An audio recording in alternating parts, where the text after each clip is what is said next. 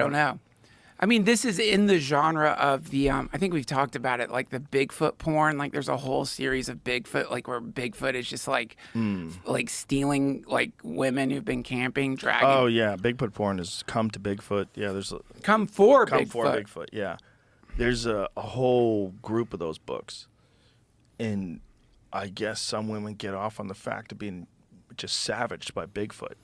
Yeah, or Bigfoot eating their fucking pussy. Yeah. And like, dude, imagine the tongue on that guy. they love it. Oh my Wonderful God. tongue. It'd be like your whole head. And they fall in love with him, Like, inevitably. I don't blame him. It's a bear. Is there a You know, bestseller? it's a fucking super dimensional creature. You think you believe in that, the dimensional Bigfoot? I think there are states of consciousness that you can reach, whether it's under duress, fear, anxiety, combination of those things. There's psychiatric drugs, psychedelic drugs, but I think there's a place that you could reach where you could see into other possibilities.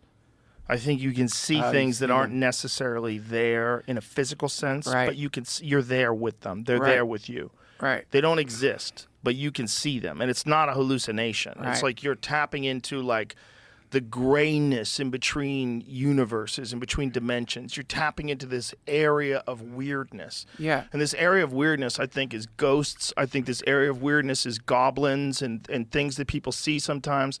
I don't think they're real. I don't think anybody's going to get eaten by a goblin. But I do think that there's too many fucking stories of elves for me not to think that someone reached some state of mind where they saw like a little person in the woods talking to them. Right. And that little person might be real. It just might not be a physical thing that you could put on a scale. They call it the astral realm. You know, there might be something there.